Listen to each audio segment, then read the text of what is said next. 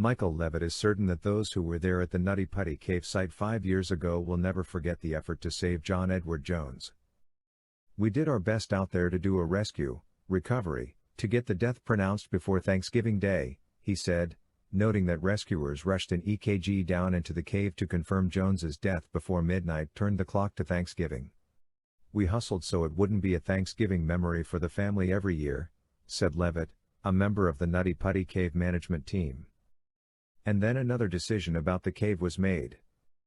"It is not open and it will never be open again," Levitt said.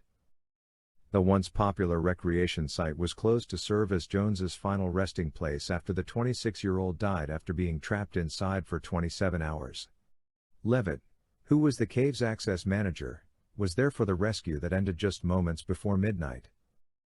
It remains both difficult and sentimental for Levitt, who sent in his son, then 15, to the narrow passageway with the EKG, because the teenager's size and the exhaustion of the other rescuers made him the best option. A friend ultimately took the device from Levitt's son to confirm Jones's death. Report ad. "It left an indelible imprint on all of our souls, I know that," Levitt said. "It was very tough. And for it not to be a safe rescue, we didn't mind working. We worked and worked and worked, but we never thought that he was going to die. It was devastating to all of us."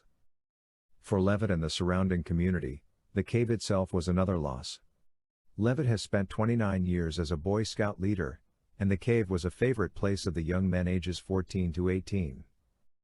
"It was a perfect cave for beginner cavers, recreational cavers and Boy Scout groups," he said. "We wanted them to go in so they could learn to cave responsibly and learn to cave in a safe environment." Inside the cave, the young men learned confidence, team building and how to work and struggle together. First closed in September 2007, Levitt was among those who worked to see the cave reopened in March 2009.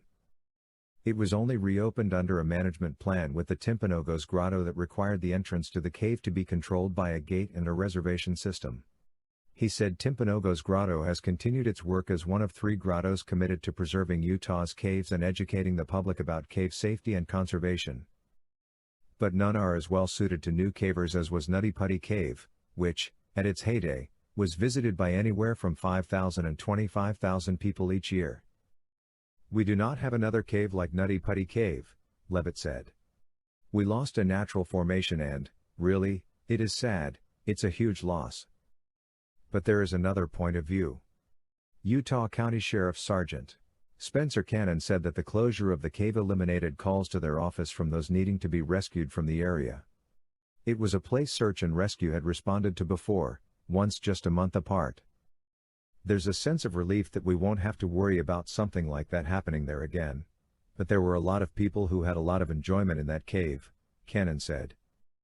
There were many who decried the closure of the cave after Jones's death and others who questioned why it hadn't been closed sooner. Regardless, Cannon said that Jones's death made closing the cave the only logical option.